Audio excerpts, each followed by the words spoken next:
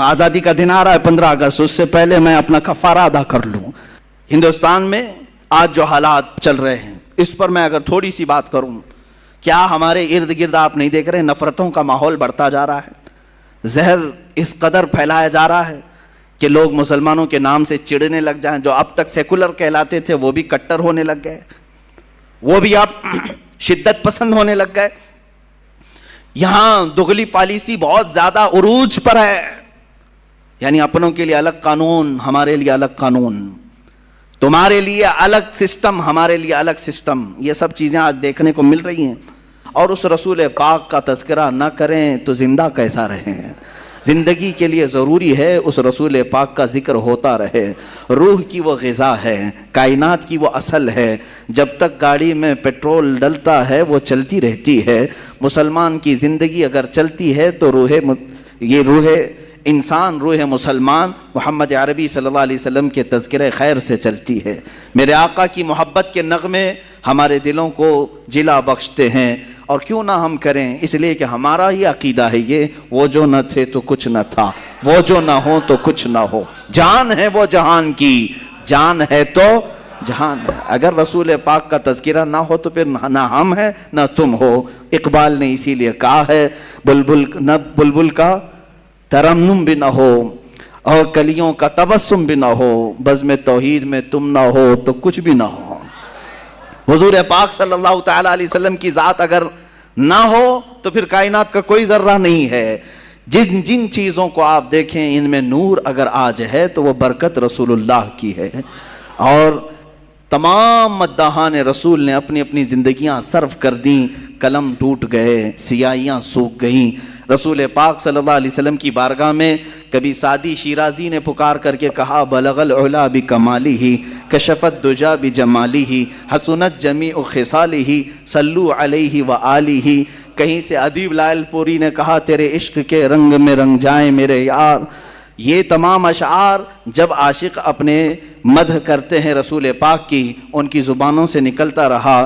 بریلی کے تاجدار نے بھی کہا سرور کہوں کہ مالک و مولا کہوں تجھے، باغ خلیل کا گل زیبا کہوں تجھے، اے جان جان میں اے جان جان میں جان تجلا کہوں تجھے، حیران ہوں میرے شاہ میں کیا کیا کہوں تجھے۔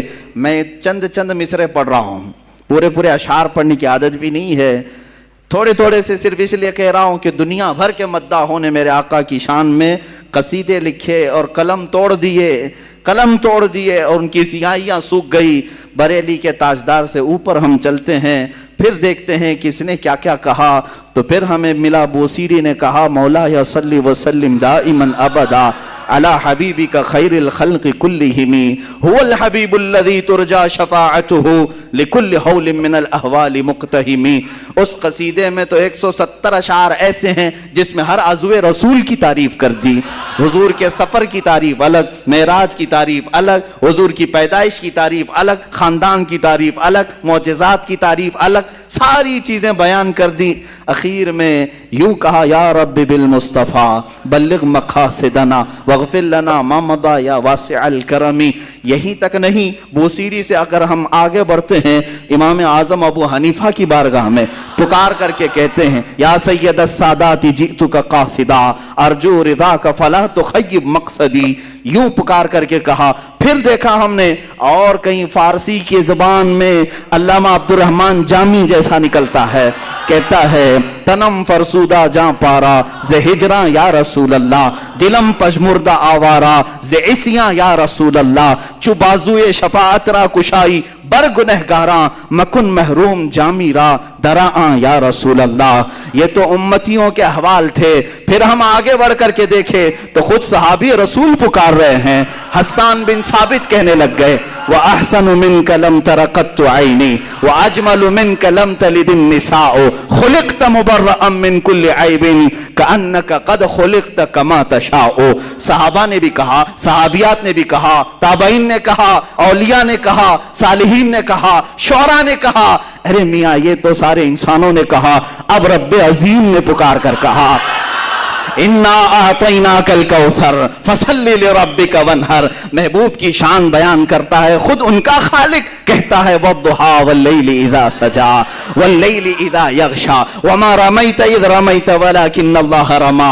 दस्ते मुबारक के लिए भी अल्लाह ने फरमाया। कदम की बात आती है, अल्लाह तो कसम याद करके कहता है ला उक़सिमु बिहादिल बलद, उस शहर की कसम जिसमें मेरा महबूब कदम रखता है। खुद रब्बे कदीर ने कुरान पाक में कसीदे बयान किया, इसीलिए शायर ने ये कहा था आगाज से आखिर तक कुरान है नाते मुस्तफा। ये समझ वालों के लिए है, कीड़े निकालने वालों के लिए नहीं है। इश्क की आंखें हो, कुरान पढ़े तो यही कहेगा आगाज से आखिर तक कुरान है नाते मुस्तफा। महबूब के बयान का कैसा अनोखा ढंग है, महबूब के बयान का कैसा अनोखा ढंग है। ये रसूल पाक सल्लल्लाहु ताला अलैहि वसल्लम की अजमत कोढ़ लोगों को नजर नहीं आती। इसीलिए कहा गया है कि आंख वाले तेरे जोबन का तमाशा देखें, आंख वाले तेरे जोबन का तमाशा देखें, दीदा कोर को क्या नजर आए क्या देखे। अबू जहल भी देखता रहा, अबू लहब भी देखता रहा, बुराइयां करते रहे और हुजूर के करीब आते नहीं रहे। अगर हुजूर को देखना हो तो सिद्दीक अकबर की आंख चाहिए, सिद्दीक की आंख चाहिए, हस्सान बिन साबित की आंख चाहिए। तभी तो पुकार करके बंदा कहेगा मैंने जिंदगी में बहुत रंग देखे लेकिन मुस्तफा करीम की जुल्फों के एक बाल ने मुझे असीर कर दिया है। तब जाकर के कहता है आंखों में भी बला का इश्क हो। अजीज़ा ने गिरामी वक़ार, मुझे बात कुछ और अर्ज करनी थी। रसूल पाक सल्लल्लाहु अलैहि वसल्लम के ग़ज़वात के मुतालिक आज मैं गुफ्तगू करने आया था, मगर रंग कुछ और ही चढ़ गया। मजमे ने हुज़ूर पाक सल्लल्लाहु ताला अलैहि वसल्लम की कसीदा खानी का ये देखें, ये जो अकीदा है ये सुन्नियों का अकीदा है। ये हुज़ूर के नाम पर जो मचलना है ये सुन्नियों की किस्मत में मिला है। अल्हम्दुलिल्लाह ये हमारी किस्मत में मिला है। इसी से तो हमारी उम्मीद जागती है कि अभी हम मरे नहीं है, जिंदा हैं, मरे नहीं है, जिंदा है। इसीलिए कहा है शायर ने इस मुसलमान को बेदार तो हो लेने दो, फिर दुनिया की हर कौम पुकारेगी हुसैन हमारे हैं। हाँ, बेदार हो लेने दो, थोड़ी देर की बात है। ये रसूल पाक के नाम पर झूमना और दिल की खुशियों के साथ मुस्कुराना, आंखों में एक नूर का चला आना और अपने जिस्म में एक अलग सी कैफियत पा जाना, ये तुम्हारे अंदर दबे हुए इश्क की चिंगारी का ये राज है।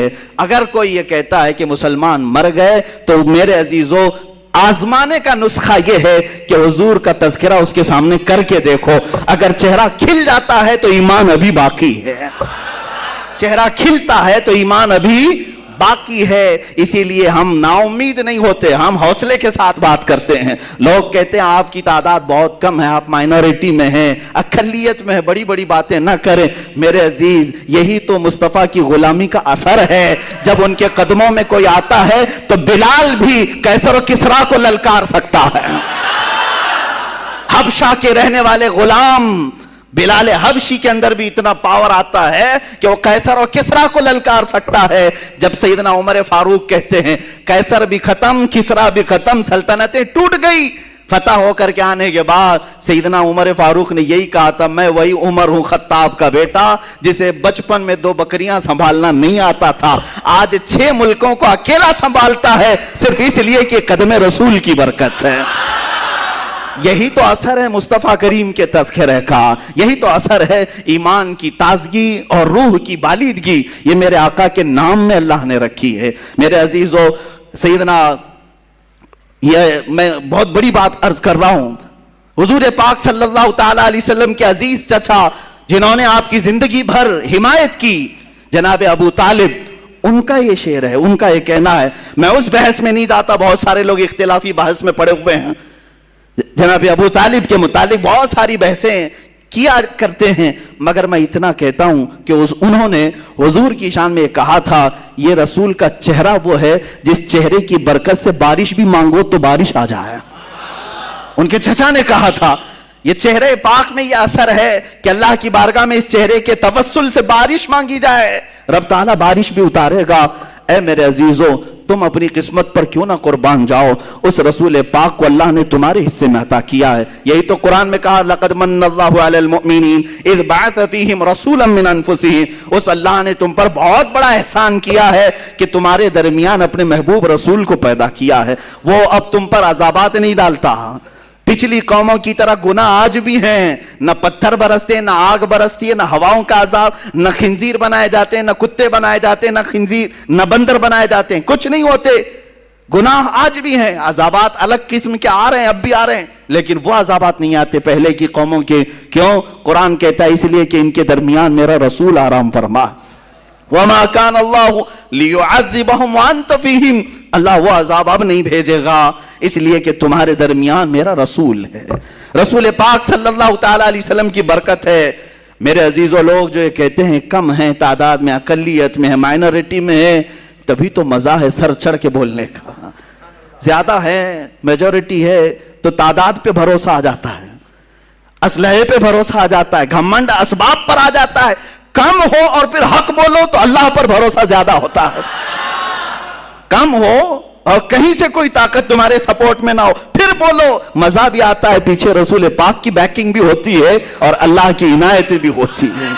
तुम किस इंतजार में हो? ताकत आए तब बोलेंगे, हुकूमत आए तब बोलेंगे, तब तो तुम अपनी हुकूमत के बलबोते बोलोगे, जैसे आज ये खिंजीर चिल्लाते हैं, वो अपने तख्त के बलबोते बोल रहे हैं, वरना तो इन पाखंडियों की हैसियत क्या है कि ये इस्लाम के खिलाफ बोल सके। तख्त अगर भीख में मिल गया या जाली तरीके से मिल गया तो इस तख्त के जरिए से बोल रहे हैं। कमाल तो उस वक्त है जिसके पास ना कोई इलेक्शन की सर्टिफिकेट, ना इसके पास कोई दौलत, ना मुझ जैसे फकीर के पास कुछ नहीं, अगर मैं बोल सकता हूं तो सिर्फ ये निस्बत रसूल है। अल्हम्दुलिल्लाह, मुसलमान को जो हक बोलने पर कोई चीज आमादा करती है तो वो सियासत, हुकूमत, ताकत नहीं बल्कि मोहब्बत रसूल आमादा करती, हुजूर पाक सल्लल्लाहु ताला अलैहि वसल्लम की मोहब्बत आमादा करती। अजीज़ान गिरामी वक़ार, रसूल पाक सल्लल्लाहु ताला अलैहि वसल्लम का तज़किरा यह हमारी जानों के लिए, हमारी रूहों के लिए बहुत ज़रूरी है, बहुत ज़रूरी ग़िज़ा है। आप खुद महसूस करेंगे ज़्यादा दिन तक अगर हुजूर को नहीं सुनोगे तो दिल मुरझाने लगता है, दिल के अंदर कमजोरियां आती हैं, गुनाह की तरफ बढ़ने लग जाता है। जहां इसे मुस्तफ़ा की याद आ जाए फिर उसकी आंखें भीग जाती हैं, पलट आता है, मस्जिदों की तरफ दौड़ता है, अपने नबी की मोहब्बत में कुछ ना कुछ खैरात, सदकात, मीलाद करने लग जाता है। यह हुजूर पाक से दूर जितना जाओगे बेचैनी उतनी बढ़ती जाएगी, बेसुकूनी, बेकरारी उतनी बढ़ती जाएगी। और इसका अंदाजा करो, जितना करीब होते जाओगे, जितने करीब होते जाओगे, वो नूर के उन जहानों का सफर करने लग जाओगे जहां तुम्हारे बराबर का कोई आ नहीं सकता, कोई आ नहीं सकता। हुजूर पाक सल्लल्लाहु ताला अलैहि वसल्लम से कुर्बत का जो सफर है, ऐ नौजवानों, ये खुशकिस्मत लोगों को सफर मिलता है जो सब कुछ छोड़ दिया हो, जैसे सुहैब रूमी की तरह अपने माँ बाप भाई बहन सबको छोड़कर मक्का से निकले थे। माँ ने पुकार करके कहा, सुहैब तुम्हारे बदन पर जो कपड़े हैं ये हमारे सिलाए हुए हैं, तेरी कमाई के नहीं। वो भी निकाल के दे दिया, वो भी निकाल के दे दिया। मदीने जाना था रसूल पाक की बारगाह में, क्या पहना? टाट के कपड़े, गोनी, जो थैला होता है उसको ओढ़ करके कांटे लगा लिए। इतने पे नहीं, बाप ने गुंडे भेजे रास्ते में और मार तोड़ किया, इतना मारा कि नाक से खून आया। सुहैब उसके बावजूद खामोश नहीं रहे, सफर जारी रखा, सफर जारी रखा, यहां तक कि 8 दिन के बाद कमजोरी के आलम में जख्मों के साथ मदीने पहुंच रहे हैं। तो सहाबा कहते हैं मगरिब का वक्त था, मेरे आका सल्लल्लाहु अलैहि वसल्लम मस्जिद नबवी से बार बार बाहर निकल रहे थे, बार बार बाहर निकल कर देख रहे थे। सहाबा ने पूछा, आका कोई कबीला आ रहा है, कोई वफ्द आ रहा है मुलाकात के लिए? मेरे आका ने फरमाया, नहीं, मेरा एक दीवाना आ रहा है, सबको छोड़ करके आ रहा है, सारी चीजें छोड़कर आ रहा है। वो गैबदा रसूल इंतजार में थे। जब सुहैब पहुंचे, मेरे आका ने सीने से सीना मिलाया, अपनी चादर मुबारक उठाकर उन्हें पहना दिया। हजरत सुहैब कहते हैं, मेरे सारे जख्म काफूर हो गए, जितना दर्द था सब निकल गया, जितना गम था माँ बाप को छोड़ने का, एक बार सीने से सीना क्या मिला, सारे गम तमाम काफूर हो चुके थे और जिंदगी भर उस चादर को अपने जिस्म से अलग नहीं किया। हजरत सुहैब उसी चादर को लेकर कब्र में भी दफन हो गए।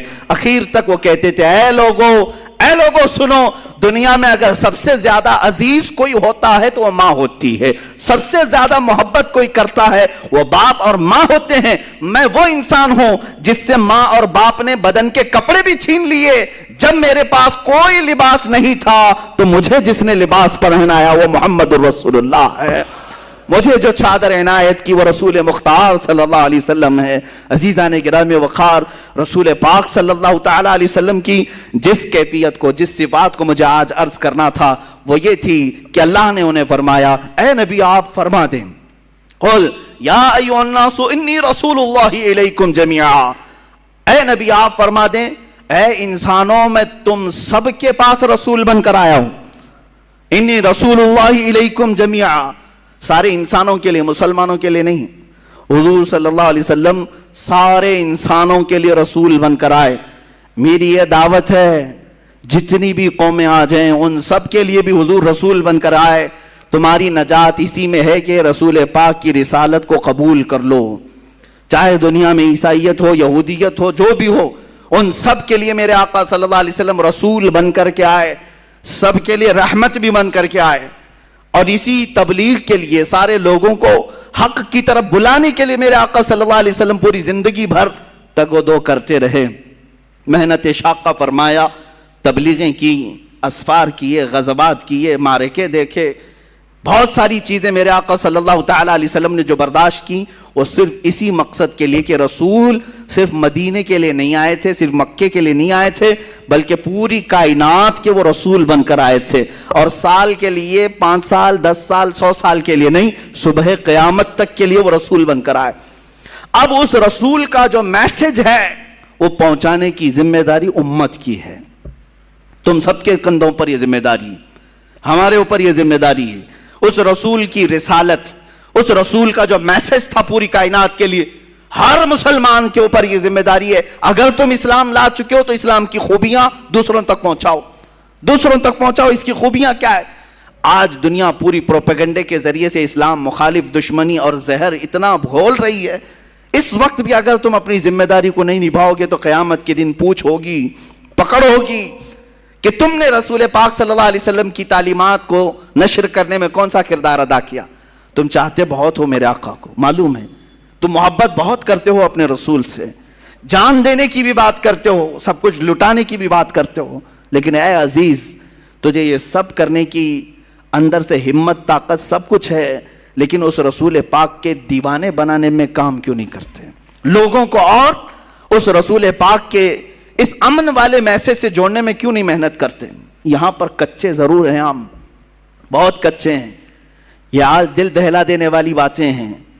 ہندوستان میں آج جو حالات چل رہے ہیں اس پر میں اگر تھوڑی سی بات کروں، کیا ہمارے ارد گرد آپ نہیں دیکھ رہے نفرتوں کا ماحول بڑھتا جا رہا ہے، زہر اس قدر پھیلایا جا رہا ہے کہ لوگ مسلمانوں کے نام سے چڑنے لگ جائیں، جو اب تک سیکولر کہلاتے تھے وہ بھی کٹر ہونے لگ گئے، وہ بھی اب شدت پسند ہونے لگ گئے۔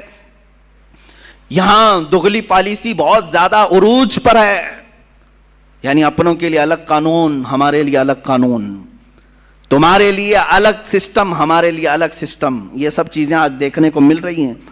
اتر پردیش کے ایک چھوٹے سے گاؤں میں 2-4 دن قبل کی نیوز کہ تقریباً 18 یا 19 لوگ دھرم پریورتن کرتے ہیں، یعنی مسلمان اپنا دین چھوڑ کر کے ہندو دھرم کو اپناتے ہیں۔ نیوز میں یہ سب باتیں آئی، پھیل گئی، ویڈیو بھی بنائی گئی ان کی، وہ ہون کرتے ہوئے، وہ پوجا پاٹ کرتے ہوئے اپنا دھرم پہلے والا چھوڑ کر کے دوسرے دھرم کو اختیار کر رہے ہیں۔ جس پنڈت نے ان کو دھرم پریورتن کروایا اس نے انٹرویو بھی دیا، ساری چیزیں چل رہی ہیں، وہ کریں تو کوئی مسئلہ نہیں، لیکن اگر کوئی ایک مبلغ اسلام کی سچائیاں پھیلائے تو اس پر NSA لگایا جائے گا، اسے کہا جائے گا کہ یہ باہر کے پیسے لے کر کے لوگوں پر زبردستی دین بدل رہا تھا، یہ دغلی پالیسی ہے۔ بہرحال مجھے بات یہاں جو عرض کرنی وہ یہ ہے، انہوں نے 18 لوگوں کو یا 19 لوگوں کو جو دھرم پریورتن کرایا، جیسے بھی ہوں، اسلام کسی کے جانے سے نہ رکتا ہے نہ مٹتا ہے، الحمدللہ۔ اسلام کسی ہلکے پھلکے پودے کا نام نہیں ہے، یہ اس کی جڑیں تحت الثری میں، اس کی شاخیں اوج ثریا پر ہیں، پوری کائنات مل کر کے اسلام کو ہلا نہیں سکے گی، یہ الحمدللہ میرا کیا، یہ رب ذوالجلال کا چیلنج ہے، اللہ رب العزت کا یہ دستور ہے، اس کا کچھ نہیں ہونے والا ہے۔ جو آ رہے ہیں ٹھیک ہے، تمہاری نجات ہے، جو جا رہا ہے تمہارے لیے جہنم ہے۔ میں سوال یہ کرتا ہوں، وہ 18-19 لوگ جو 3 پریوار کے تھے، وہ دھرم پریورتن کر کے جو چلے گئے، اس کی وجہ کیا بنی، کیوں ایسا ہوا؟ میں نے معلوم کیا وہاں کے مقامی لوگوں سے۔ ایک مولوی صاحب تھے، انہوں نے یہ میسج کیا کہ جس گاؤں کے لوگ ہیں وہاں تقریباً 10,000 مسلمانوں کی آبادی ہے، جہاں یہ لوگ بدل گئے 10,000 مسلمانوں کی۔ کہا اتنے سارے مسلمان ہیں ایسے علاقے میں رہتے ہوئے، پھر بھی ان کو ایسا کیا ہو گیا؟ کہا کہ یہاں کے حالات ایسے ہیں کہ اگر آپ اس گاؤں میں آئیں گے تو فجر کی نماز میں 4 لوگ ملیں گے، مغرب کی نماز میں 10 سے 15 لوگ 20 لوگ ملیں گے، 10,000 کی آبادی میں۔ اے میرے عزیزو، کیا یہی محبت مصطفیٰ ہے جو تم نے ان اعمال کو ٹھکرا دیا اور صرف محفلوں میں، مجمعوں میں، جلسوں میں پکارتے رہ گئے؟ جب تک تم رسول پاک صلی اللہ تعالیٰ علیہ وسلم کی زندگی پاک کو عملی طور پر اپنی زندگی میں لا کر دوسروں کی زندگی میں لانے کی کوشش نہیں کرو گے، شب خون مارے جائیں گے، اسی طرح سے تمہارے گھروں پر چھید کیے جائیں گے، اسی طرح سے تمہارے قلعوں کو کاٹ کر کے اندر سے لوگوں کو لے جایا جائے گا۔ یہ کب تک ہوتا رہے گا؟ جب تک تم گہری نیند سو رہے ہو۔ میری دعوت صرف اتنی ہے کہ رسول پاک صلی اللہ تعالیٰ علیہ وسلم کل بروز قیامت اگر پوچھیں تم سے، تو میرا امتی ہے، تو میرا چاہنے والا ہے، تو مجھ سے محبت کرتا ہے، بتا میری محبت کتنوں کے سینے میں تو نے ڈالی؟ ہوتا تو یہی ہے، ہر شخص اپنے محبوب کا تذکرہ کھل کر کے کرتا ہے۔ آپ جہاں بیٹھتے ہیں اپنے محبت کرنے والوں کے تذکرے کرتے رہتے ہیں، دوسروں کو بھی منواتے رہتے ہیں۔ ارے یہاں حالات تو ایسے ہیں کہ تمہارے پیر کو میں نہ مانوں تو مجھے باہر کرتے ہو، میرے پیر کو تم نہ مانو ہمارے ادھر کے لوگ باہر کرتے ہیں۔ ہم پیروں کے لیے تو اتنی بات رکھتے ہیں اور حضور پاک کے لیے کیوں نہیں؟ رسول محترم صلی اللہ تعالیٰ علیہ وسلم کے لیے یہ احساس کیوں نہیں ہے کہ میں اپنے نبی کونین صلی اللہ علیہ وسلم سے بے پناہ محبت کرتا ہوں؟ تو سیکنڈری میرے اوپر ذمہ داری یہی آتی ہے کہ میں دوسروں کو بھی اس طرح محبت میں تڑپتا ہوا دیکھوں، ان کے سینوں میں بھی محبت مصطفیٰ کو دیکھوں۔ اس تبلیغ کو جب چھوڑ دیا تب یہ حالات ایسے آ گئے ہیں۔ شاعر نے سچ کہا ہے، دیوار کیا گری میرے خستہ مکان کی، لوگوں نے آنے جانے کا راستہ بنا لیا۔ ہوتا ایسے ہی ہے، گھر پرانا اگر گر گیا نا تو کیا کرتے ہیں لوگ؟ ادھر سے ادھر جانے کا اس کو راستہ بنا لیتے۔ گھر جب تک سلامت ہے کوئی گھر کے دروازے سے نہیں گھستا، گرا ہے گھر تبھی لوگوں نے راستہ بنایا ہے۔ آج حالات تمہارے خستہ ہیں اور گر گئے ہیں، اس لیے ہر کوئی تمہارے اوپر سے گزرنے کی کوشش کر رہا ہے۔ کبھی ہم نے سنا نہیں کہ موب لنچنگ کسی عیسائی کی ہوتی ہے، صرف تمہاری، تمہیں پکڑ کر کے مارا پیٹا جاتا ہے۔ ارے میاں عیسائی بھی تو رام رام نہیں بولتے ہیں، وہ ان کا اپنا عقیدہ ہے، یہودی بھی نہیں بولتے ہیں، لیکن مجال ہے ان لوگوں نے کبھی کسی کی موب لنچنگ کی ہو؟ صرف اور صرف مظلوم مسلمان نظر آتے ہیں، مظلوم مسلمان ہیں جن کو ان کے دین پر، ان کی داڑھی کے نام پر ٹارچر کیا جائے، ان کی ٹوپی کے نام پہ ٹارچر کیا جائے۔ یہ حالات صرف اور صرف اس کی وجہ یہ ہے میرے عزیزوں، جس کو میں بارہا کہتا ہوں، ان کے جو ہم غلام تھے خلق کے پیشوا رہے۔ حضور پاک صلی اللہ علیہ وسلم کی غلامی سے جب ہٹو گے دنیا یہی دکھائے گی، دنیا ہمیں یہ ساری چیزیں دکھائے گی۔ اور اسی لیے کہا ہے کہ درس قرآن کو اگر ہم نے نہ بھلایا ہوتا، یہ زمانے نے زمانہ نہ دکھایا ہوتا۔ آج جو ہمیں دکھایا جا رہا ہے یہ سب ٹرائل ہے، ابھی اور کچھ آنا باقی ہے۔ بہت سارے لوگ آج جتھا بنا کر کے چھوٹی چھوٹی سی کنڈلیاں، چھوٹی چھوٹی سی منڈلیاں جس میں آتنکی نعرے لگائے جائیں اور مسلمانوں کو کاٹنے کی بات کی جائے، قتل کرنے کی بات کی جائے، یہ سب سنو اور انتظار کرو میرے عزیزوں، اور بھی بڑے وقت آنے والے ہیں۔ لیکن بیدار ہو گئے اور اپنے آپ کو سنبھال لیے تو میرا یہ صرف امید کی بات نہیں، یقین کی بات ہے، کوئی اگر تمہاری طرف انگلی بھی اٹھائے گا انشاءاللہ العزیز رب ذوالجلال کی طرف سے غیبی مدد ایسی آئے گی کہ وہ ہمیشہ کے لیے خائب و خاسر ہوگا، وہ فنا فی النار ہوگا، لیکن مضبوطی تمہارے اندر آئے۔ دیکھو میرا مولا مدد کب کرتا ہے، بدر کے وہ 313 جوانوں کو دیکھو، نہتے ہیں، ان کے پاس ہاتھوں میں تلواریں بھی نہیں تھیں، پہننے کے لیے چپلیں نہیں تھیں، سواریاں بھی بہت کم، پیدل گئے ہیں اکثر، دھوپ کا وقت ہے اور ریت والا میدان ہے، سب پورا ریت میں ہے، کتنی آزمائشیں، پلس اس پر رمضان کا مہینہ ہے، اور چھاؤں نام کی کوئی چیز ہی نہیں ہے، کوئی درخت تک نہیں ہے سائے کا۔ میرے عزیزو، جب اس قدر مشقتیں اٹھا کر حضور کی وفاداری کرتے ہیں نا، تب اللہ 5000 فرشتوں کو اتارتا ہے۔ قرآن کہتا ہے لَقَدْ نَصَرَكُمُ اللَّهُ بِبَدْرٍ، اللہ تعالیٰ نے تمہاری مدد نازل کی ہے بدر میں، بدر کے میدان میں مدد نازل فرمائی، حنین میں نازل فرمائی۔ عزیزان گرامی وقار، تمہارے لیے مدد آئے گی، صرف اور صرف شرط یہی ہے ان کنتم مؤمنین۔ قرآن نے کہا اگر تم ایمان والے ہو، اگر تم ایمان والے ہو، اور ایمان کہتے کسے ہیں؟ لا یؤمن احدکم حتی اکون احب الیہ من والدہ وولدہ والناس اجمعین، تم میں سے اس وقت تک کوئی ایمان والا ہو نہیں سکتا جب تک کہ رسول سے وہ اپنی اولاد، تمام انسانوں اور اپنے ماں باپ سے زیادہ پیار نہ کرے، جب تک حضور سے محبت نہ کرے سب سے زیادہ، اس وقت تک وہ کامل ایمان والا نہیں ہو سکتا۔ تمہیں وہاں پہنچنا ہوگا، گربعون رسیدی تمام ابو لہبیس۔ اقبال نے کہا اگر تم وہاں تک نہیں پہنچے تو زندگی تو ابو لہب کی طرح ہے، قریب رہ کر کے بھی نہیں پہنچ سکا۔ میرے عزیزو، اب بات میں کرتا ہوں حضور پاک صلی اللہ علیہ وسلم کی رحمت للعالمین کی۔ مجھے کبھی کبھار غم بھی ہوتا ہے اس بات کا، دکھ بھی ہوتا ہے کہ ہم جس زمانے میں جی رہے ہیں آج بھی اس رسول پر ظلم کیا جا رہا ہے، اس رسول پروردگار، رسول رحمت للعالمین، حضور پاک صلی اللہ تعالی علیہ وسلم، جو اپنی زندگی پاک میں بھی مشقتیں اٹھاتے رہے، جس رسول کو طائف والوں نے پتھر مارے تھے یا حضور اکرم صلی اللہ علیہ وسلم پر مشقتیں ڈھائی تھیں، اس رسول پاک کو 1400 سال گزرنے کے بعد آج بھی ہندوستان کی سرزمین سے گالیوں کی بوچھار ہو رہی ہے، آج بھی ظلم کیا جا رہا ہے، پھر بھی دنیا یہ کہتی ہے کہ یہ دہشت گرد ہے۔ آج تم نے جتنی گالیاں میرے نبی کو دیں، میں سمجھتا ہوں کسی بھی دھرم کی مقدس شخصیت کو اتنی باتیں نہیں کہی گئی ہوں گی، کسی بھی نہیں۔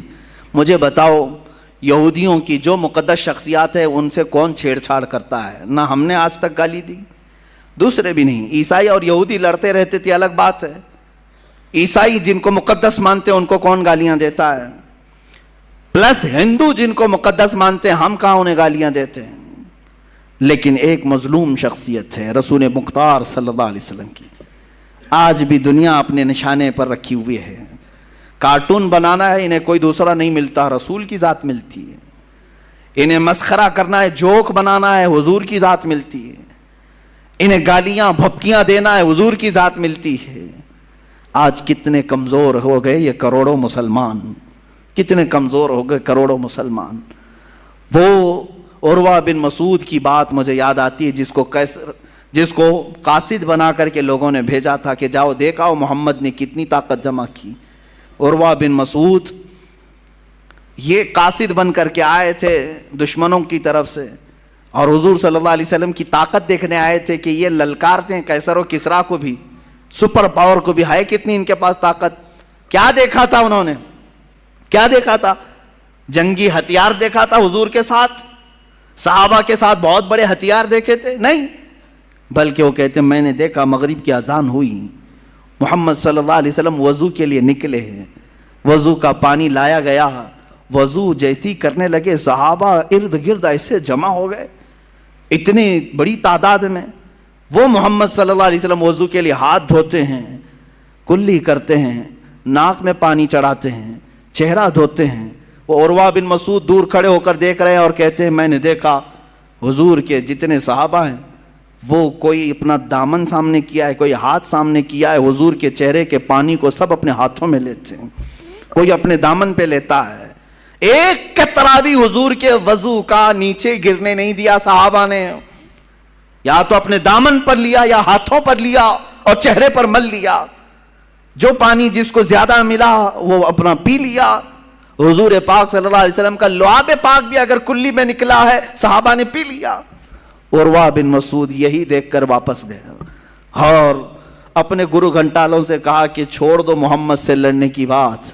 کہا کیا ہے ان کے پاس ہتھیار؟ کہا ہتھیار تو میں نے بہت نہیں دیکھا لیکن دیوانوں کی ایک فوج دیکھا ہے۔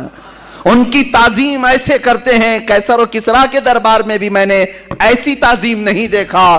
ارے وہ دیوانے ایسے ہیں، محمد صلی اللہ علیہ وسلم کے وضو کے قطرے کو بھی گرنے نہیں دیتے، ان کے ناک کا پانی، ان کی کلی کا پانی، ان کے جسم کا پانی اپنے بدن پر لیتے ہیں، ہاتھوں پر لیتے ہیں، چہرے پر مل لیتے ہیں۔ یہ قوم کب رسول کا خون گرنے دے گی؟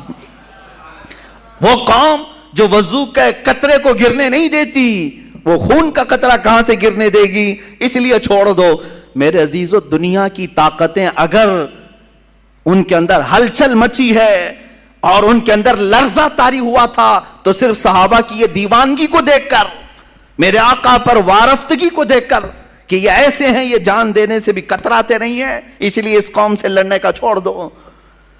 قیصر و کسریٰ جیسے بڑے سپر پاور ڈر گئے تھے تو صرف صحابہ کی اس وارفتگی کو دیکھ کر کہ یہ حضور کے وضو کا قطرہ گرنے نہیں دیتے۔ اور آج دنیا اگر تم سے نہیں ڈر رہی ہے تو اس لیے کہ یہ اب اپنے نبی کی حرمت کو، عزت کو کبھی خاطر میں نہیں لاتے، خاطر میں نہیں لاتے۔ کچھ بھی کرو اپنے رسول کے لیے یہ جھیل لیتے ہیں، برداشت کر لیتے ہیں، اس لیے ان کو خوب گالیاں تو ان کو مارو، کچھ نہیں ہونا ہے۔ آج اگر تمہارے اندر جذبہ وہی ہوتا جو صحابہ نے اپنے رسول پاک صلی اللہ علیہ وسلم کے لیے پیش کیا۔ عزیزان گرامی، وہ صحابہ کا جذبہ یہی تھا جو جنگوں میں بھی، سفر میں بھی، حضر میں بھی، حتیٰ کہ وہ نمازوں میں بھی تک حضور پاک کے دیدار کو عبادت کا عین سمجھتے تھے۔ حضور کی پیروی، حضور کی اطاعت، ان کی دلجوئی کو عبادت سمجھتے تھے اور حقیقت ہے۔ اور آج ہم نے جو یہ دوریاں اختیار کی ہیں، یہی ایک اصل مقصد ہے، اصل سبب ہے، یہی ایک اصل وجہ ہے جو ہمارے اوپر ذلتیں مسلط کی جا رہی ہیں۔ اب میں بات عرض کرتا ہوں، جس چیز سے حضور پاک صلی اللہ علیہ وسلم کی زندگی پاک میں نے طے کیا تھا بہت دن پہلے ہی کہ اس بار اگر آپ کے درمیان حضور کی سیرت بیان کرنا ہے تو حضور کی مدنی سیرت کو بیان کروں گا، اس لیے کہ بہت سارے لوگ مکی سیرت ہی بیان کرتے ہیں۔ ہوتا کیا ہے، حضور کی زندگی کے دو حصے ہیں، مکی زندگی ہے اور مدنی زندگی۔ 53 سال تک حضور کہاں رہے؟ مکہ مکرمہ میں رہے، 10 سال صرف مدینہ طیبہ میں رہے۔ لیکن پوری 53 سالہ زندگی کو ایک طرف، اعلان نبوت کے بعد حضور نے جب نبوت کا اعلان فرمایا، وہ آپ کی عمر مبارک جب 40 سال کی تھی، 40 سال سے لے کر کے 53 سال تک، یعنی 23 سال نہیں، تقریباً 13 سال حضور پاک صلی اللہ علیہ وسلم کہاں رہے؟ مکہ مکرمہ۔ وہ 13 سال کی زندگی اور 10 سال مدینے کی۔ مکی زندگی کو اس لیے بہت سارے لوگ بیان کرتے ہیں کہ وہ بیان کرنے میں کچھ ہونا نہیں ہے، ہاں بس یہ ہے کہ لوگوں کے جذبات ہوں گے، رحم کا معاملہ آئے گا، ارے میرے نبی پر ایسا ہوا ایسا ہوا، مکہ والوں نے ستایا پریشان کیا، طائف والوں نے ستایا پریشان کیا، حضور کا سوشل بائیکاٹ کیا، پتے کھانے پر مجبور کیا، یہ سب مکہ میں ہوا، یہ سب مکہ میں ہوا۔ حضور صلی اللہ علیہ وسلم کے لیے کانٹے بچھائے گئے، یہ مکہ میں ہوا۔ حضور پاک صلی اللہ تعالیٰ علیہ وسلم کے گلے میں کسی نے گمچھا ڈال کر کھینچا، یہ مکہ میں ہوا۔ صحابہ کو جو مارا گیا، یہ مکہ میں ہوا۔ یہی سب مکی سیرت بیان کی جاتی ہے۔ میرے عزیزوں، مدنی سیرت بھی بیان کی جائے، جہاں رسول پاک صلی اللہ تعالیٰ علیہ وسلم نے اسلامی سلطنت کو اسٹیبلش کیا، قائم کیا، اور پھر صحابہ رضوان اللہ تعالیٰ علیہ مجمعین جو وہاں سے نکلے تو پوری دنیا میں سمندر کی طرف پھیلتے چلے گئے۔ وہ مدنی زندگی تھی۔ مدنی زندگی حضور پاک صلی اللہ تعالیٰ علیہ وسلم کی غزوات سے بھری ہوئی ہے۔ غزوات کس کو کہتے ہیں؟ جنگوں کو۔ اب میں آتا ہوں اصل بات پر، جس لفظ کو بہت سارے لوگ سننا نہیں چاہتے، ہم وہ سنانا ضرور چاہتے ہیں، وہ ہے رسول پاک کی جہاد کی زندگی۔ میرے آقا صلی اللہ تعالیٰ علیہ وسلم نے جہاد کیا ہے کہ نہیں کیا ہے؟ کیا ہے۔ پھر حضور نے جو کیا اس لفظ کو بولنے سے آج ڈرو گے؟ پھر کہو سب کو کہ اگر لفظ جہاد سخت ہے تو پھر مجھے میرے نبی کی آدھی سیرت چھوڑنی پڑ جائے گی۔ میں ہر چیز چھوڑ سکتا ہوں، میرے نبی کی زندگی کا ایک گوشہ بھی نہیں چھوڑ سکتا۔ جو جان مانگو تو جان دے دیں، جو مال مانگو تو مال دے دیں، مگر یہ ہم سے کبھی نہ ہوگا، نبی کا جاہو جلال دے دیں۔ ہم اس میں کمپرومائز نہیں کریں گے۔ حضور کی زندگی سے لفظ جہاد نکالو گے، نہیں نہیں نہیں، جہاد پہ مت بولیے آپ، یہ جہاد وغیرہ پہ بولیں گے تو آپ کو آتنکوادی بنا دیں گے. ایسے آتنکوادی بنے تو کوئی فرق بھی نہیں پڑتا, کوئی فرق بھی نہیں پڑتا. اس لیے کہ آلریڈی دنیا ہمیں دیوانہ کہے, پاگل کہے, مجنوں کہے, کچھ فرق نہیں پڑتا. ایک بار مدینے کے تاجدار یہ کہہ دیں تو میرا ہے, دنیا کچھ بھی کہے, ہمیں اس سے کیا غرض ہے. نہ یہ حساب لینے والی ہے, نہ یہ سزا و جزا دینے والی ہے. ہمیں جو کچھ لینا ہے وہ مدینے کے تاجدار سے لینا ہے. ہم ان کی رضا کے لیے جی رہے ہیں تو پھر ان کے بولنے چھالنے کی فکر کیوں کریں. یہ ہمیں کیا کہتے ہیں, تم دہشت گرد کہتے ہو, کہہ لو, خوشی سے کہو. آتنکوادی مجھے کہتے ہو, کہہ لو, خوشی سے کہہ لو. مجھے کچھ فرق نہیں پڑتا, اس لیے کہ نہ میں نے تمہارے لیے کپڑے پہنے ہیں, نہ تمہارے باپ کا کھانا کھایا ہے. ہمارا عقیدہ تو یہ ہے, ہم جیتے ہیں رسول پاک کی زندگی کو دیکھ کر کے. اور ہمارے اشعار میں تو یہ ہم پڑھتے بھی ہیں نا, پانی ہے تیرا پانی, دانا ہے تیرا دانا, پیتے ہیں تیرے در کا, کھاتے ہیں تیرے در کا. پانی ہے تیرا پانی, دانا ہے تیرا دانا. اور رسول پاک صلی اللہ علیہ وسلم کی بارگاہ سے ہاں اتنا ڈر ضرور ہوتا ہے کہ کہیں اس دربار سے ہمیں کوئی دور نہ کر سکے. شاعر نے بہت اچھا کہا تھا کہ اگر محبت جرم ہے تو سزا دی جائے, اگر محبت جرم ہے تو سزا دی جائے, پر شرط اتنی ہے کہ در محبوب پہ دی جائے.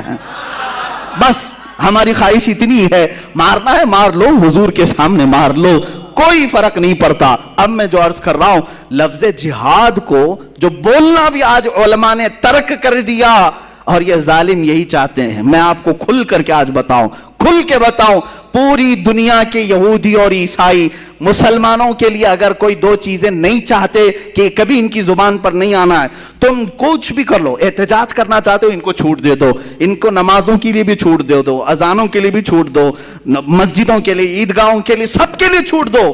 تمہیں کہیں آبجیکشن نہیں آئے گا. صرف آبجیکشن یہ کریں گے تو دو باتوں پر, دیکھنا اس کے بعد آبجیکشن آئے گا جو میں بات عرض کر رہا ہوں.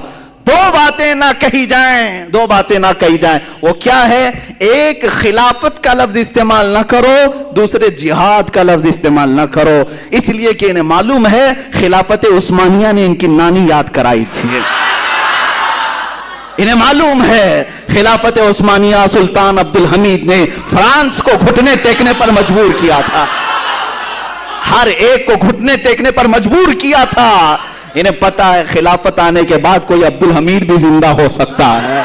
انہیں پتا ہے اگر خلافت آئی تو صلاح الدین بھی اٹھ سکتا ہے. انہیں پتا ہے خلافت اگر آئی تو شہاب الدین غوری بھی آ سکتا ہے.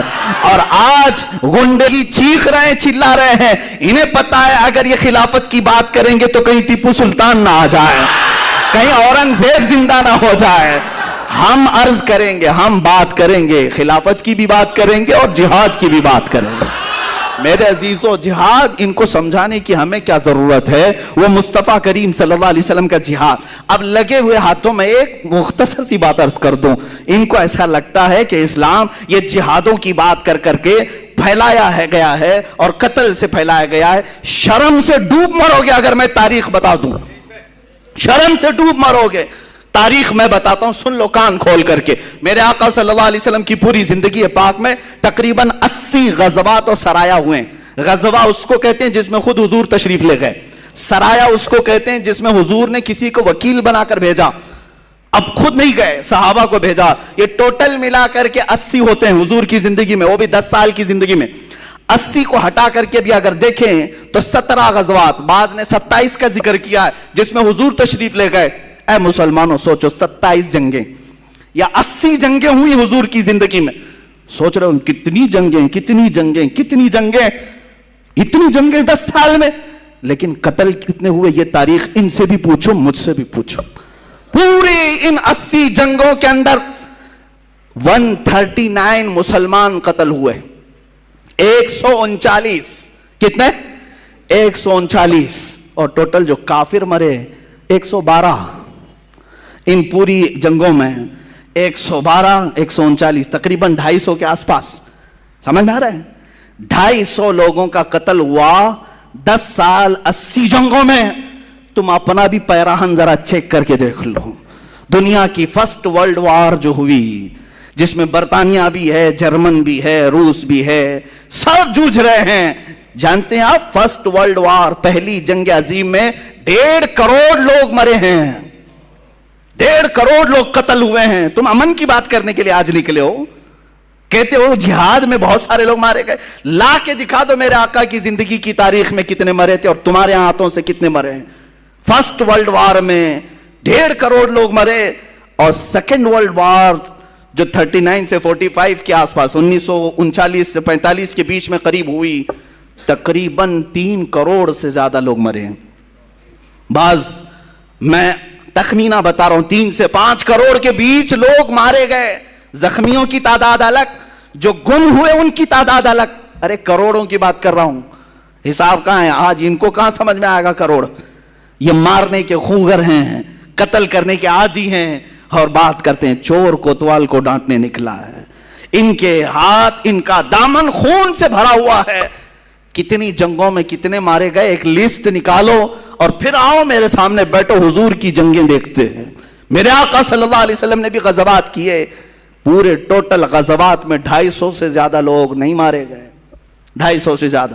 اگر یہ قتل کرنے کے لیے ہی جہاد ہوتا تو لاکھوں کی تعداد یہاں پر بھی ہوتی. اصل جہاد جو ہوتا ہے وہ امن قائم کرنے کے لیے ہوتا ہے، امن قائم کرنے کے لیے. اور جہاد کو ایک ایگزامپل میں بتا دوں، ایک ایگزامپل. بھائی تمہارا ہاتھ پھوڑی ہو گئی ہے، سڑ رہا ہے، ڈاکٹر کے پاس گئے، کیا کرے گا ڈاکٹر؟ چاقو مارے گا اور کہے گا میں یہ آپریشن کر کے کاٹ کے نکالتا ہوں. وہ جہاد ہی تو کر رہا ہے. وہ کیا کرنے کے لیے ہاتھ کی پھوڑی کاٹا؟ تم اس کو نہ ظالم کہو گے نہ بدماش کہو گے، ارے ڈاکٹر چاقو لے کے کاٹ دیا پھوڑی کو، نہیں، بلکہ کہو گے بڑا اچھا آدمی ہے، پھوڑی کو نکال دیا. ہاں اب آپ کو تاریخ میں بتاؤں، صحابہ نے جتنی مرتبہ تلوار اٹھائی پھوڑیاں مارنے کے لیے اٹھائی، زمین پر جتنے پھوڑے تھے ان کو مارنے کے لیے ہی نکالا. آج بھی دنیا اس بات کو تسلیم کرتی ہے کہ جس سے زمین پر خطرہ ہے اس کو اگر ختم کرنے کے لیے کوئی نکلتا ہے تو اس کو کوئی بھی آتنکواد نہیں کہتا، اس کو تو امن کا مسیحا کہتے ہیں. آج حضور پاک صلی اللہ تعالی علیہ وسلم کے جہادوں کو جو تذکرہ کرنا بھی لوگوں نے چھوڑ دیا، یہی وجہ ہے کہ وہ تمہیں دباتے چلے گئے. اور اب تو یہ ہو گیا کہ ایک لقب دیا جا رہا ہے مسلمانوں کو. کیا لقب دیا؟ جہادی ہے، جہادی ہے. بہت ساری جگہ ٹونٹ مارتے ہیں، یعنی تانے کے طور پر. تم تانا مارتے ہوں گے لیکن میں تو خوشی سے قبول کرنے کو تیار ہوں. بہت سارے لوگوں نے نمازی تو کہا تھا، حاجی تو کہا تھا، پہلے تم ہو جو جہادی کہہ رہے ہو، کیونکہ اسلام کے فرائض میں یہ بھی ایک فریضہ ہے. ہاں کلمہ پڑھنا ہے، نماز پڑھنا ہے، روزہ ہے، حج ہے، زکوٰۃ ہے. پہلے حج سے پہلے جو 5واں فرض تھا وہ جہاد فی سبیل اللہ تھا، جہاد فی سبیل اللہ تھا. تم نے نمازی کہا، رمضان کا روزے دار کہا، حج کا حاجی کہا، زکوٰۃ کا خیراتی کہا. ایک چیز بچی تھی جو تم نے ہمارے لیے کہا، کوئی مسئلہ نہیں ہے. عزیزان گرامی وقار، خوف دل سے نکالو، خوف دل سے نکالو. شرم و حیا اس سے کرو جو اللہ رب العزت کی بارگاہ میں گناہ کی طرف تمہیں لے جائے اور اس سے دور کرے. اس سے شرم و حیا نہ کرو جو تمہیں اللہ سے قریب کرنے والی ہے. جیسے لوگ رحمانی حیا اور ہے، شیطانی حیا اور ہے. رحمانی حیا، شیطانی حیا. شیطانی حیا جو تمہیں نیکیاں کرنے میں روک لگاتی ہے، رحمانی حیا وہ ہے جو گناہ کرنے میں آتی ہے. رحمانی حیا آنی چاہیے. تم فخر سے کہو گے کہ میں مسلمان ہوں، تم فخر سے کہو گے میں رسول پاک صلی اللہ تعالی علیہ وسلم کا غلام ہوں. اور یہی تمہاری غلامی تمہیں پھر سے عزت کے مقام پر لا سکتی ہے، پھر سے تمہیں اوپر لا سکتی ہے، عروج و ارتقاء پیدا کر سکتی ہے. اقبال نے کیا ہی بہتر کہا. انہوں نے زندگی بھر یورپ کے دورے، جرمن کے دورے، بہت ساری جگہوں پر دیکھا، اور واپس آ کر کے اپنی قوم کو جو میسج دیا وہ یہی تھا کہ محمد سے وفا تو نے تو ہم تیرے. علاج تمہارا یہی ہے، علاج تمہارا یہی ہے کہ محمد عربی صلی اللہ علیہ وسلم سے وفا کرو. ان کی زندگی پاک کا ایک ایک گوشہ ہمارے لیے رحمت سے بھرا ہوا ہے. اگر رسول پاک کے ہم روزے بیان کرتے ہیں، رسول پاک کی اگر ہم نمازیں بیان کرتے ہیں، رسول پاک کا امت کے رونا ہم بیان کرتے ہیں، رسول پاک کی عطائیں ہم بیان کرتے ہیں، رسول پاک صلی اللہ علیہ وسلم کا محبت سے لوگوں سے ملنا جلنا بیان کرتے ہیں، تو رسول پاک کا جہاد بیان کرنے میں کیا دقت ہے، کیا حرج ہے؟ اے میرے عزیزو، رسول کریم صلی اللہ تعالی علیہ وسلم نے جتنے جہاد اور غزوات میں شرکت فرمائی، آج بھی درد ہوگا کچھ لوگوں کو، تکلیف ہوگی. یہ اس لیے تکلیف ہوگی، میں آپ کو بتاؤں، بہت دنوں تک جب بیماری چڑھ جاتی ہے، کینسر جلدی جاتا نہیں ہے، کیمو تھراپی کرنی پڑتی ہے، اور کیمو میں بہت درد ہوتا ہے. بہت سارے لوگوں نے ذہنوں پر یہ بات ڈال رکھی ہے کہ اچانک تبدیلی کی یہ بات کیسے آئے گی، کیسے ہم یہ کہیں گے آپ حضور پاک صلی اللہ علیہ وسلم کی جہاد، لفظ بدلتے ہیں، کچھ چھپا کر کے دوسرا کرتے ہیں. عزیزان گرامی، بات یہ جو کمپرومائز کی آ رہی ہے، حضور کی سیرت چھوڑ رہے ہو تم، حضور کو بیان کرنا چھوڑ رہے ہو تم. ابھی ایک گاؤں میں گیا تھا، وہاں پر ایک صاحب کان میں بولنے لگے، حضرت سب لوگ آپ کو سننے کے لیے آئے ہیں، آدھا گھنٹہ 1 گھنٹہ آپ کچھ بولیں، لیکن ایک میری ریکویسٹ ہے حضرت، یہ شہادت پہ مت بیان کیجئے، شہادت وغیرہ پہ مت بیان کیجئے. کہا کیوں؟ کہا نہیں، وہ لوگ پھر یہ سمجھیں گے کہ آپ سب کو جنگ میں لے کے چلے جائیں گے. یعنی ایسی سوچ بنی ہوئی ہے، کیا میں جنگ میں لے جانے کی بات کر رہا ہوں؟ اے میرے عزیزو، میں ان صاحب سے کہا اچھا امام حسین کی شہادت بیان کروں یا نہیں کروں؟ میں کہا نہیں، وہ تو چلتا ہے، وہ تو سننا ہی ہے ہم کو. میں کہا تم کیا خاک سنو گے؟ کربلا کی باتیں سنتے سنتے تم بزدلوں کی یہ بات ہی نہیں ہے کہ کربلا کو سنو. امام حسین کی شہادت تو سنتے ہو رو رو کر کے، لیکن اپنے گھر میں کسی حسین کو پیدا ہونے کی تمنا بھی نہیں کرتے. اس وقت تمہارے بچے حسین اعظم کے کردار کو اپنائیں گے جس دن تم اپنے بچوں کو یہ بیان کرو گے، ایک طرف 82 لوگ تھے، ایک طرف 22,000 تھے، تب بھی ڈٹ کر کے اگر کوئی بول رہا تھا وہ رسول کا نواسہ بول رہا تھا. یہ کردار بتاؤ نا، یہ کردار بتاؤ. خالی یہ بتاتے ہو کہ مارے گئے، ان کے بچے توڑے گئے، کاٹے گئے. ارے یہ بتاؤ کہ 22,000 کے سامنے ڈٹ کر جو بول رہا تھا وہ حسینی کردار. آج ضرورت ہے قوم کو، آج ضرورت ہے. عاشقان مصطفیٰ کبھی نہ تعداد دیکھتے ہیں نہ طاقت دیکھتے ہیں. صدیق اکبر جیسا کوئی ہو جو 50,000 کے مجمع میں بھی جا کر کے یہودی کو گستاخی خدا پر تھپڑ رسید کر سکتے ہیں، اور انہیں خوف نہیں اس بات کا کہ 50,000 لوگ مجھے ماریں گے. نہیں، بلکہ یہودیوں کے مجمع میں اس کو پکڑ لیا کہ تو میرے رب کی شان میں کیسے گستاخی کر رہا ہے. اس نے مارا نہیں، حضور کی بارگاہ میں ان کو پکڑ کر کے لایا اور کہا کہ ابو بکر کو کیسے تم نے پرورش کیا، تربیت کیا، یہ تو مجھے تھپڑ رسید کیا سارے لوگوں کے سامنے. یہودیوں کا عالم شکایت لے کر آیا. حضور نے پوچھا ابو بکر کیسے تم نے مار دیا اتنے بڑے مجمع میں؟ کہا اے اللہ کے نبی، یہ رب کی شان میں گستاخی کر رہا تھا. یہ کہہ رہا تھا مسلمانوں کا خدا غریب ہے، مسلمانوں سے قرضہ لیتا ہے. اس یہودی نے انکار کر دیا، نہیں نہیں نہیں، میں ایسا نہیں کہہ رہا تھا، یہ جھوٹ بول رہے ہیں، میں تو کہہ رہا تھا خدا بڑا غنی ہے، مسلمان فقیر ہیں، میں خدا کی شان بیان کر رہا تھا. بدل دیا، اور اس جھوٹے کی گواہی میں سارے یہودی جھوٹے بھی کھڑے ہو گئے. سب کہنے لگے ہاں ہمارے عالم صاحب تو ایسے ہی کہہ رہے تھے، ایسے ہی کہہ رہے تھے. جب ایک جھوٹا کھڑا ہوتا ہے تو اس کے ساتھ بہت سارے جھوٹے بھی کھڑے ہوتے، جو کہہ رہا ہے وہ سب صحیح کہہ رہا ہے. جیسے آج ہم اپنے ملک میں دیکھ رہے ہیں، ایک پاگل بولتا رہتا ہے اور بہت سارے انت بخت کہتے ہیں سب صحیح کہہ رہا ہے، سب صحیح کہہ رہا ہے. ارے یہ تمہیں چوہا بنا دے تو بھی صحیح ہے، کتا بنا دے تو بھی صحیح ہے، گدھا بنائے تو بھی صحیح ہے.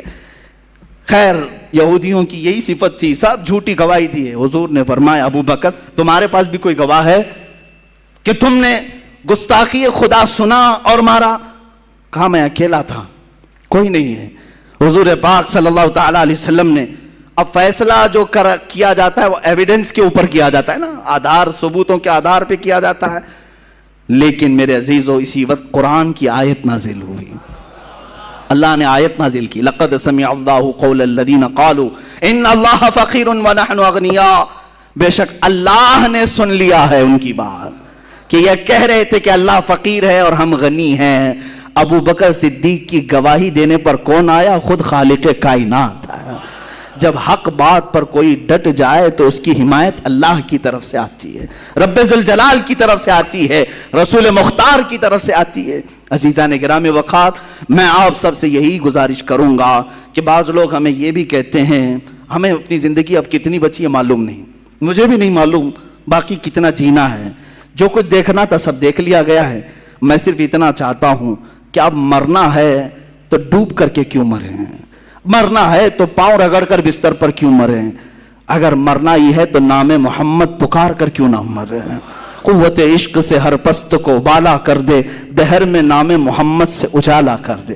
ہم نے یہ سنا ہے ہم سے پہلے بھی لوگ مارے گئے ہیں، ہم سے پہلے بھی لوگ کاٹے گئے ہیں، ہم سے پہلے بھی لوگ قتل کیے گئے ہیں۔ کچھ ایسے بھی عاشق ہیں جن کو دار پر چڑھایا گیا ہے، پھانسی کے پھندے پر لٹکایا گیا ہے، لیکن وہ اب تک ہمارے مجمع سے مرے نہیں ہیں۔ اب بھی ان کا تذکرہ آتا ہے تو ہم کہتے ہیں ایک کفایت علی کافی تھا جو پکارتا تھا کوئی گل باقی رہے گا نہ چمن رہ جائے گا، پر رسول اللہ کا دین حسن رہ جائے گا، بلبلیں اڑ جائیں گی سونا چمن رہ جائے گا۔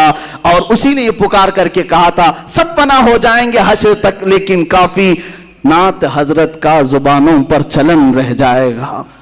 مارا ہے نا، ان کو قتل کیا ہے۔ کفایت علی کافی مجاہد آزادی ہیں، آزادی کا دن آ رہا ہے 15 اگست، اس سے پہلے میں اپنا کفارہ ادا کر لوں۔ اس علامہ کفایت علی کافی کو مراد آباد کے چوراہے پر پھانسی دی گئی، مر گئے، ختم ہو گئے۔ ارے تمہاری نظروں میں مرے ہوں گے، تمہاری نظروں میں قتل ہوئے ہوں گے، لیکن مولا تعالیٰ نے آج تک ہمارے دلوں میں زندہ رکھا ہے۔ ہاں اب نتیجہ میں آپ کو بتاتا ہوں۔ جو لوگ مائنورٹی اور میجورٹی کے فرق کو گناتے رہتے ہیں، بار بار مصلحتوں کی بات کرتے ہیں، چند مہینے پہلے میں نے آواز لگائی تھی اٹھو نام مصطفیٰ پر اٹھو، حضور کے لیے اٹھو اور اپنی آوازیں بلند کرو، چاہے تم گھر کے 4 فرد بھی کیوں نہ ہو۔ مدینے کی ایک عورت 1.5 سال کا بچہ حضور کے لیے لا سکتی ہے تو ہماری یہ جوان کس کام کے ہیں؟ ہم نام مصطفیٰ کے لیے آواز ضرور اٹھائیں گے، لیکن کچھ علماء کچھ دانشوروں نے یہ کہا تھا نہیں مولانا، حالات ایسے ہیں کہ ہم اقلیت میں ہیں، مائنورٹی ہے، ہماری تعداد کم ہے۔ پھر مجھے بات آ جاتی ہے بڑے ادب سے، مارے بڑوں کی بارگاہ میں بڑے ادب سے۔ ہم بدر کی تاریخ دیکھتے ہیں وہاں بھی ہم مائنورٹی میں تھے، احد میں دیکھتے ہیں وہاں بھی مائنورٹی میں تھے، خندق میں دیکھتے ہیں وہاں بھی مائنورٹی میں تھے۔ سب سے بڑی بات تو یہ ہے کہ کربلا میں جتنی مائنورٹی میں تھے اتنے کبھی نہیں تھے۔ ایک طرف 82 ہے، دوسری طرف 22,000۔ اس کو کون سی مائنورٹی میجورٹی کہا جائے؟ اس وقت حسین اعظم کو کوئی مشورہ دینے والا ایسا کیوں نہیں آیا؟ آپ بہت کم تعداد میں گھر میں بیٹھے، 22,000 کا کہاں مقابلہ کریں گے؟ حسین اعظم جانتے تھے آج میں 82 کو لے کر جاؤں گا، ہو سکتا ہے میرے بچے قتل ہو جائیں، ہو سکتا ہے میرا خاندان تباہ ہو جائے، لیکن حسین کو یہ معلوم تھا قیامت تک اگر جھنڈا لہرائے گا تو حسین کا لہرائے گا۔ کہاں ہے یزید؟ نہ قبر معلوم، نہ تخت معلوم، نہ گھر معلوم، نہ اولاد معلوم۔ ہاں ناجائز اولاد ہو سکتی ہے لیکن اب تک نسل پتہ نہیں ہے، لیکن حسینی سادات ہر چپے چپے میں نظر آتے ہیں۔ جس کے بچوں کو تم نے چن چن کر کے مارا تھا، آج آؤ میرے ساتھ نکلو، پوری دنیا کے ہر شہر میں کوئی حسینی سید زادہ ضرور دکھے گا، حسینی سید زادہ ضرور ملے گا جو رسول پاک کی خوشبوئیں لوگوں میں بانٹ رہا ہے، آج بھی بانٹ رہے ہیں، سادات کی کمی نہیں ہوئی۔ تو اس کا مطلب یہ نکلا مائنورٹی میں ہو تو کوئی فرق نہیں پڑتا، تھوڑی دیر کے لیے اگر جان جاتی ہے تو جانے دو، اس لیے کہ اسلام زندہ ہوتا ہے ہر کربلا کے بعد، اسلام زندہ ہوتا ہے ہر کربلا کے بعد۔ اے نوجوانوں، تمہاری اگر اللہ تعالیٰ نے امانت کے طور پر جانیں دی ہیں، خون دیا ہے، اس نے تمہیں بچپن سے پالا، ماں کی گود میں پالا، جوانی میں پالا، تمہاری حفاظت کی، مفت سانسیں دی، رزق دیا، ہوا دیا، سب کچھ دیا، اگر اس کے دین کی خاطر یہ چھوٹی سی جان کا نذرانہ اگر چلا جائے تو کیا فرق پڑتا ہے؟ اگر ہمارے اندر عشق ہو تو ویسا ہونا چاہیے جیسے بریلی کے تاجدار کا ہو، جس نے یہ کہا تھا کروں تیرے نام پہ جاں فدا، نہ بس ایک جاں 2 جہاں فدا۔ اعلیٰ حضرت کیا کہتے ہیں؟ کروں تیرے نام پر جان فدا یا رسول اللہ، میں اپنی جان قربان کرتا ہوں، نہ بس ایک جہاں 2 جہاں فدا یا رسول اللہ، 2 جہاں بھی میں آپ پر فدا کر دوں گا، 2 جہاں سے بھی نہیں جی بھرا، کروں کیا کروڑوں جہاں نہیں، میں فدا کرنا چاہتا ہوں پورے جہانوں کو، 2 ہی جہان ہیں مشہور یا رسول اللہ، اگر کروڑوں جہان ہوتے تو سب آپ پر وار دیے جاتے۔ یہ ہے عشق، یہ ہے محبت۔ عزیزان گرامی وقار، رسول پاک صلی اللہ تعالیٰ علیہ وسلم کی تعریف و توصیف ہماری زندگی کا عین مقصد ہے۔ الا لا ایمان لمن لا محبت لا، الا لا ایمان لمن لا محبت لا، آگاہ ہو جاؤ، خبردار ہو جاؤ، اس کا ایمان ہی نہیں جس کے سینے میں ان کی محبت نہیں، اس کا ایمان ہی نہیں جس کے سینے میں رسول پاک کی محبت نہیں. حضور پاک صلی اللہ تعالیٰ علیہ وسلم کی بارگاہ سے وابستگی آج پھر سے بڑھا لو. دنیا تمہارے تماشے دیکھنے کو کھڑی ہے, دنیا تمہیں برے انجام تک لے جانے کے لیے کھڑی ہے, لیکن چاہے پوری دنیا ایک طرف ہو جائے, میرا یہ وجدان نہیں یقین کہتا ہے اگر مصطفیٰ کے قدموں سے وابستہ ہوئے ہم چند مارے جا سکتے ہیں, توڑے جا سکتے ہیں, کاٹے جا سکتے ہیں, قید کیے جا سکتے ہیں, لیکن ایک وقت آئے گا جس کو شاعر نے کہا ہے کچھ دیر کی خاموشی ہے پھر شور آئے گا, کچھ دیر کی خاموشی ہے پھر شور آئے گا. آج تمہارا وقت ہے, ہمارا دور آئے گا انشاءاللہ. آج تمہارا وقت ہے, ہمارا دور آئے گا. تم اپنی یہ ہلکی ہلکی نلکیوں سے جو پکار کر کہتے ہو ہم ان کو کاٹیں گے ان کو کاٹیں گے, انتظار کرو ایک دن وہ ہنٹر بھی آئے گا جس دن تمہاری گردن پر رکھ کر کے یہ کہا جائے گا تم یہ کہتے ہو ان ملاؤں کو کاٹیں گے, یہ رام رام چلائیں گے. ارے خبیثو تمہیں پتہ نہیں, ہماری نس نس کو کاٹو, ہم اللہ اکبر ہی کہیں, اللہ اکبر کی ہی صدا لگائیں گے. تم کیا سمجھتے ہو ہم جان سے مارے جانے کے خوف میں پکار لیں گے اور ہم اپنے دین و ایمان کا سودا کر لیں گے؟ ہم تو بلال حبشی کی سیرت کو پڑھنے والے ان کے وارثین میں سے ہیں. ہم خباب بن الارت اور خبیب بن عدی کو پڑھے ہوئے لوگ ہیں. ہم خالد بن ولید کے پیروکار ہیں, ہم صلاح الدین کے پیروکار ہیں, ہم شہاب الدین کے پیروکار ہیں. ہاں جس نام سے تم سب سے زیادہ چڑھتے ہو ہم اسی اورنگزیب کے پیروکار ہیں. الحمدللہ ایمان ہے ہمارے ساتھ, ہم بڑھ چڑھ کر کے کہیں گے, کوئی کمپرومائز نہیں. اس لیے کہ قرآن نے ہمیں یہ سکھایا ہے ہوا سماکم المسلمین, وہ اللہ ہے جس نے تمہارا نام مسلمان رکھا. تمہارا باپ نام رکھتا ہے تو فخر سے کہتے ہو میرا نام احمد ہے, میرا نام فلاں ہے. ارے میرا نام مسلمان اللہ نے رکھا ہے, اللہ نے رکھا ہے. میں اس پر کمپرومائز کیوں کہوں؟ میں اگر کہیں پر بھی ہوں, کسی بھی جگہ ہوں, بازار میں بیٹھا ہوں, تخت پر بیٹھا ہوں, انشاءاللہ العزیز یہی کہا جائے گا کہ میں مسلمان ہوں, مسلمان رہوں گا انشاءاللہ العزیز. عزیزان گرامی, آخر میں مصطفیٰ کریم صلی اللہ علیہ وسلم کے دربار سے جوڑتے ہوئے دو چند نصیحتیں ضرور عرض کر جاتا ہوں. حالات اب ایسے نہیں ہیں کہ میں لمبی لمبی تقریریں آپ کے سامنے کروں, مختصر چیزوں میں تمہیں اشاروں میں سمجھا دوں. جن دو باتوں کا تذکرہ میں نے کیا, یہ جس سے انہیں سخت نفرت ہے ان چیزوں کی طرف تم لوٹ آؤ. میرا یہ یقین ہے, اللہ کے نبی کا قول سنو. دوسروں کی باتیں جھوٹی ہو سکتی ہیں مگر میرے نبی کا فرمان نہیں, جھوٹا نہیں ہو سکتا. اذا ترکتم الجہاد, حضور پاک صلی اللہ علیہ وسلم فرماتے ورضیتم بالزرع, جب تم جہاد کو ترک کر چکے ہو اور کھیتی باڑی میں مصروف ہو گئے, حضور پاک صلی اللہ علیہ وسلم فرماتے ہیں صلت اللہ علیکم ذلتن, اللہ تعالیٰ تم پر ایسی ذلت طاری کر دے گا کہ وہ ہٹے گی نہیں, ہٹے گی نہیں. پھر پوچھا گیا کب یہ ذلت جائے گی؟ میرے آقا فرماتے ہیں اس چیز پر واپس آ جاؤ جس چیز کو تم چھوڑ کے نکلے تھے, وہیں واپس آ جاؤ. ہاں ایک بات یاد رکھیں, جب ہمارے ہاتھ میں لکڑی تھی ہم پہاڑ چڑھ رہے تھے. ایک پہاڑ ایسا ہے جہاں پر بندر بہت پریشان کرتے ہیں, بہت پریشان, لکڑی لے کر کے جاتے ہیں. حاجی ملنگ کا پہاڑ ہے, بہت سارے لوگ جب زیارت کے لیے جاتے ہیں تو لکڑی لے کے جاتے ہیں. سفر کا اتفاق ہوا, لکڑی چھوٹ گئی, بندر پریشان کرتے ہیں ادھر ادھر سے, اور کوئی تھیلی کھینچ رہا ہے, کوئی ادھر آ رہا ہے, بہت سخت قسم کے بندر ہے. پھر لوگوں نے کہا کہ نہیں یہ رہنا ضروری ہے. کہا وہاں نیچے چھوٹی ہے, کہا چلتے ہیں واپس لے کے آئے, نہیں تو پورا سفر ہی ستائیں گے. واپس جا کر کے لانا پڑا, اور جب ٹیک ٹیک کر کے چڑھتے تھے تو بندر ویسے ہی دور رہتے تھے. یہ ہم نے اس دن سیکھا کہ جب تک ہماری اصل چیز ہمارے پاس نہیں آتی یہ بندر بہت پریشان کرتے ہیں. محبت مصطفیٰ صلی اللہ تعالی علیہ وسلم کی لاٹھی تمہارے پاس ہو, رسول پاک صلی اللہ علیہ وسلم پر قربان ہونے کا جذبہ تمہارے ساتھ ہو, پھر دیکھنا یہ بندر دور سے ہی منہ بسار سکتے ہیں, منہ پسار تو سکتے ہیں, لیکن تمہیں چھو نہیں سکتے, تمہیں ٹچ نہیں کر سکتے. میرے مرشد نے یہ ہمیں درس دیا تھا, مجھے کیا فکر ہو اختر میرے یاور ہے وہ یاور, مجھے کیا فکر ہو اختر میرے یاور ہے وہ یاور, بلاؤں کو جو خود گرفتار بلا کر دیں. اور ان کے دادا امام اہل سنت فاضل بریلوی نے ہم سب کو یہ میسج دیا تھا, خوف نہ رکھ رضا ذرا تو ہے عبد مصطفیٰ. خوف نہ رکھ رضا ذرا، تو ہے عبد مصطفیٰ۔ عبد مصطفیٰ کس کو کہتے ہیں؟ غلام رسول کو کہتے ہیں۔ جب تو کہہ رہا ہے میں مصطفیٰ کا غلام ہوں، نبی کا غلام ہوں، نبی کا غلام جو ہوتا ہے وہ جنگلوں کے شیروں سے بھی نہیں ڈرتا، ان کتوں سے کیسے ڈرے گا؟ اعلیٰ حضرت فرماتے ہیں خوف نہ رکھ رضا ذرا، تو ہے عبد مصطفیٰ، تیرے لیے امان ہے، تیرے لیے امان ہے۔